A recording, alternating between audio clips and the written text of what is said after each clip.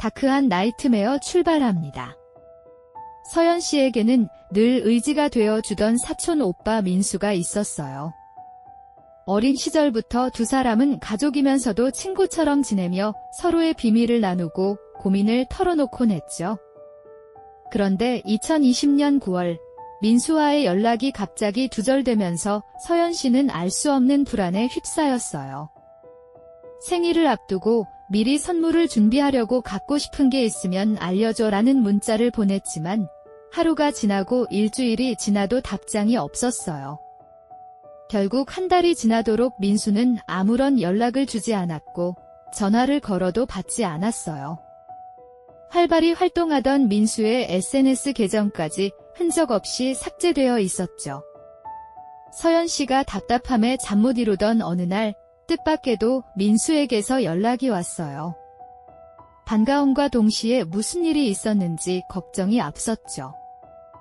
곧장 약속 장소로 나가 마주한 민수의 모습은 충격 그 자체였어요. 불과 몇 달 전까지만 해도 건강한 체격에 생기 넘치던 오빠가 마치 오랫동안 굶은 사람처럼 살이 빠져 앙상했고 얼굴빛은 창백하게 질려 있었어요. 무엇보다도 주변을 끊임없이 두리번거리며 누군가 자신을 쫓아오는 것처럼 불안한 기색을 감추지 못했어요. 서연 씨는 민수에게 무슨 일이냐며 여러 번 다그쳤고 결국 민수는 떨리는 목소리로 과거의 일을 고백하기 시작했어요. 그것은 자신이 30살이 되던 해 생일 전날 밤에 겪은 기묘한 체험이었죠. 평소처럼 잠자리에 들었는데 갑자기 숨이 막히며 온몸이 눌리는 듯한 가위 눌림이 시작된 거예요. 몸을 움직이려 발버둥치던 순간 방 한쪽 벽에 낯선 물건이 나타났어요. 분명 아무것도 걸려있지 않았던 벽인데 깨져 금이 간 낡은 거울이 걸려 있었죠. 민수는 꿈인지 현실인지 분간할 수 없는 상태로 거울을 바라봤어요. 그 속에는 자신이 아닌 머리카락이 길고 낯빛이 창백한 여자의 모습이 비치고 있었어요. 서늘한 목소리가 울려 퍼졌죠. 넌 34이 되는 날 반드시 죽을 거야. 그 목소리는 살을 애는 듯한 차가움으로 민수의 귀를 파고들었고 순간 목이 조여오며 호흡마저 끊길 듯 했어요. 두려움에 눈을 질끈 감은 민수는 그 자리에서 그대로 정신을 잃고 쓰러졌어요. 정신을 차렸을 때는 모든 것이 흔적 없이 사라져 있었어요. 하지만 민수는 그 거울이 낯설지 않았다고 했어요. 기억을 더듬던 순간 친구들과 함께 들어갔던 폐교가 떠올랐죠. 어두운 복도 한가운데에 걸려있던 바로 그 거울. 호기심의 짝대를 휘둘러 깨뜨렸던 순간의 장면이 뇌리를 스쳤어요. 그때 어둠 속에서 날카로운 여자의 비명이 울려 퍼졌고 민수는 겁에 질려 친구들과 함께 폐교를 탈출했어요. 하지만 그날 이후부터 악몽 같은 일이 매년 반복되기 시작한 거였죠. 민수는 31번째 생일을 맞던 날에도 똑같은 경험을 했어요.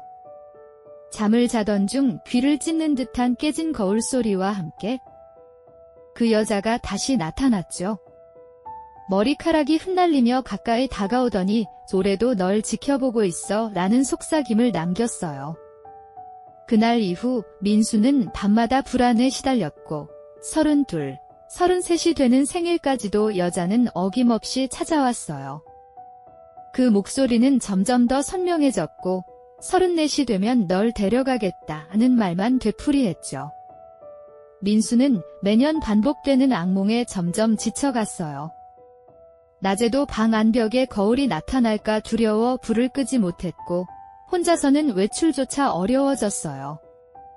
직장에서도 집중할 수 없을 만큼 불안감에 시달렸고 주변 사람들은 급격히 변해버린 민수의 모습에 놀라면서도 이유를 알지 못했어요.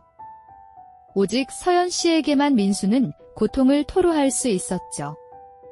그리고 마침내 34 생일이 열흘 앞으로 다가왔어요. 민수는 죽음이 임박한 것처럼 두려움에 몸을 떨었어요. 밥 한 숟가락조차 넘기지 못했고 손마디는 마치 돌처럼 굳어 있었어요. 서연 씨는 민수가 망가져가는 모습을 지켜보며 가슴이 미어졌어요. 더 이상 혼자 감당할 수 없다고 판단한 서연 씨는 함께 방법을 찾아보자며 민수를 이끌었죠. 민수와 서연은 결국 한 신당을 찾았어요. 무당은 민수의 사연을 듣고 고개를 저으며 단호히 말했어요. 그곳은 원래 아무나 가면 안 되는 자리야. 괜히 손을 댄 탓에 악한 기운이 내 생일마다 붙잡고 있는 거지. 하지만 아직 끝난 건 아니야. 널 끔찍이 아끼던 조상님이 곁을 지켜주고 계시네.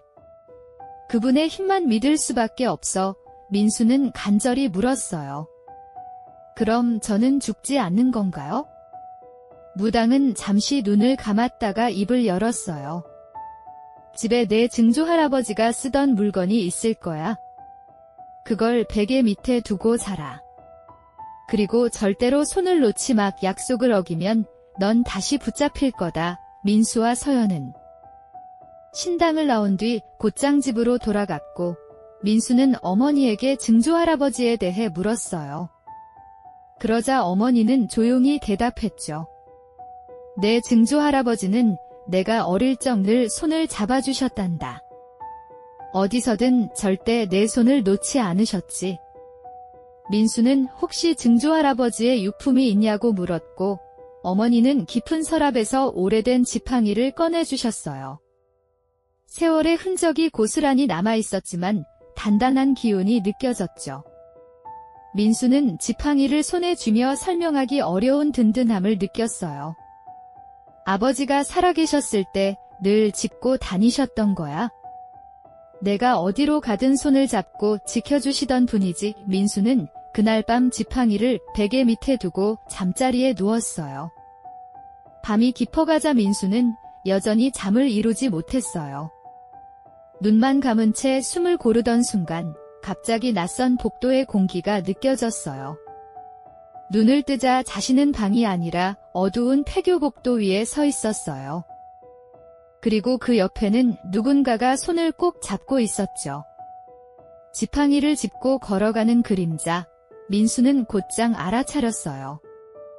증조 할아버지. 따뜻한 온기가 손끝에서 전해졌고 민수의 불안은 잠시 잦아들었어요.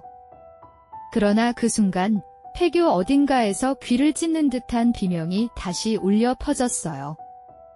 복도 벽을 스치는 소름 끼치는 바람과 함께 깨진 거울 조각들이 허공에 흩날렸어요. 여자가 나타난 거예요. 길게 늘어진 머리카락에 가려진 얼굴, 짙은 음영으로 가득한 형체가 민수의 앞을 막아섰어요. 그녀는 손톱을 길게 뻗으며 민수의 머리채를 휘어잡고는 차갑게 속삭였어요. 이제 넌 못 도망가. 민수는 증조 할아버지의 손을 붙잡은 채 몸이 뒤로 질질 끌려갔어요. 여자의 목소리는 점점 더 날카롭게 변했고 차가운 손이 민수의 목을 조여왔어요. 숨이 막혀올수록 손을 놓을 뻔했지만 민수는 신당에서 들었던 말을 떠올렸어요. 절대 손을 놓지 마. 남은 힘을 짜내듯 손끝에 온 힘을 집중하며 간신히 버텼죠. 그러나 손가락 하나, 둘이 차례로 풀려나가기 시작했어요. 마지막으로 손가락 한마디만 남겨둔 순간 민수는 절망 속에 증조 할아버지를 부르짖었어요. 제발, 절대 놓지 마세요. 그러자 묵직한 울림과 함께 지팡이가 폐교 바닥에 쾅 하고 꽂히는 소리가 울려 퍼졌어요. 진동은 복도 전체를 흔들었고 여자의 형체는 비명과 함께 뒤로 휘청이며 사라졌어요. 민수는 눈앞이 아득해지더니 갑자기 현실의 방으로 돌아왔어요. 온몸은 식은땀에 젖어 있었고 목과 팔에는 여전히 선명한 멍이 남아 있었죠. 민수는 침대 위에서 거친 숨을 몰아쉬며 주변을 확인했어요. 방 안은 고요했지만 몸 곳곳에 남은 멍과 통증은 방금까지의 일이 단순한 꿈이 아니라는 걸 증명하고 있었죠. 서연 씨는 민수의 떨리는 모습을 지켜보며 손을 꼭 잡아주었어요. 민수는 간신히 목소리를 내며 속삭였어요. 오늘은 내가 이겨낸 걸까? 그러나 아직 새벽이었고 생일 아침이 완전히 밝기 전까지는 긴장을 늦출 수 없었어요. 창밖으로 희미한 빛이 스며들기 시작했어요. 민수는 지팡이를 꼭 쥔 채 앉아 있었고 눈은 피로에 젖어 있었어요. 그러나 마음 한쪽에는 전보다 단단한 무언가가 자리 잡고 있었죠. 그는 자신이 혼자가 아니라는 사실을 처음으로 느꼈어요. 손끝에 전해졌던 증조할아버지의 온기, 그것은 단순한 상상이 아니었어요. 그 힘 덕분에 마지막 순간에도 손을 놓지 않을 수 있었던 거였죠. 서연 씨는 조심스레 물었어요. 오빠, 이제 괜찮은 거예요. 민수는 한동안 대답을 하지 못했어요. 목에 남은 상처가 따끔거렸고 숨을 고를 때마다 가슴이 욱신거렸어요.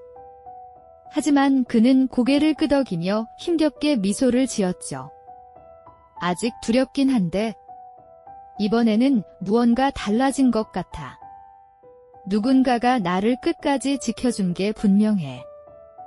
그날 아침, 민수는 생일날마다 찾아왔던 여자가 더 이상 나타나지 않았다는 걸 깨달았어요. 30살 이후로 매번 반복되던 악몽이 이번에는 막을 내린 듯 했어요. 그는 거울을 찾아보았지만 벽은 깨끗했고 어디에도 흔적이 남아있지 않았어요. 단지 손바닥에 남은 땀과 멍만이 지난밤의 싸움을 증언하고 있었죠. 시간이 흐르면서 민수의 얼굴빛은 점점 회복되었어요. 음식을 제대로 먹기 시작했고 다시 밖으로 나갈 용기를 되찾았어요. 그동안 무너져가던 직장 생활도 서서히 정상으로 돌아왔고 주변 사람들도 그의 변화를 눈치챘어요. 서연 씨는 그런 민수를 보며 안도의 눈물을 흘렸어요. 이제 정말 끝난 거예요. 오빠. 민수는 고개를 끄덕이며 중얼거렸어요. 그래. 더는 붙잡히지 않을 거야? 민수는 지팡이를 항상 가까이에 두었어요. 방 한쪽에 세워진 그 유품은 단순한 물건이 아니라 자신을 지켜주는 상징처럼 느껴졌죠. 그날 이후로도 가끔 악몽을 꾸기는 했지만 증조할아버지의 손길을 떠올리며 두려움을 이겨낼 수 있었어요. 매번 꿈에서 손을 잡고 있던 기억이 민수의 심장을 지켜주었어요. 서연 씨는 종종 민수와 함께 증조할아버지의 산소를 찾아가 인사를 올렸어요. 바람에 흔들리는 나무 사이로 민수는 속삭였어요. 할아버지, 덕분에 살았습니다. 그 목소리에는 진심 어린 감사와 안도감이 담겨 있었어요. 그는 이제야 비로소 매년 생일이 공포가 아니라 새로운 시작이 될 수 있다는 걸 느끼게 되었죠. 그 후로도 민수는 조심스러운 삶을 이어갔어요. 밤마다 등을 돌리면 나타나던 여자의 그림자는 더 이상 보이지 않았어요. 하지만 그는 여전히 마음 한편에 경계심을 품었어요. 인간의 세계와 저편의 세계가 순간적으로 겹칠 수 있다는 걸 직접 겪었기 때문이었어요. 그 경계에서 자신을 지켜준 것은 결국 끊어지지 않은 손의 힘이었죠. 민수는 자신이 살아남은 이유를 곱씹으며 매년 생일이 올 때마다 지팡이를 베개 곁에 두었어요. 혹시라도 다시 찾아올까 하는 두려움이 완전히 사라진 것은 아니었지만 이제는 혼자가 아니라는 확신이 있었죠. 서연 씨 역시 곁에서 그를 지켜주며 두 사람은 서로의 존재가 가장 큰 힘이 된다는 걸 알게 되었어요. 34번째 생일이 지나고 시간이 흘러도 민수는 더 이상 여자를 보지 않았어요. 무너져 가던 삶은 다시 정상으로 돌아왔고 그는 점차 예전의 활기찬 모습을 되찾았어요. 오랜 두려움 속에서 얻은 교훈은 단순했어요. 끝까지 손을 놓지 않는다는 것, 그리고 자신을 지켜주는 힘은 가까운 곳에서 온다는 사실이었죠. 그렇게 민수는 마침내 저주 같은 굴레를 끊어냈고 서연 씨는 더 이상 오빠를 잃을까 두려워하지 않아도 되었어요. 오늘의 다크한 나이트메어는 여기까지입니다. 끝까지 청취해주셔서 감사합니다. 구독과 좋아요로 힘을 보태주시면 큰 응원이 될 거예요.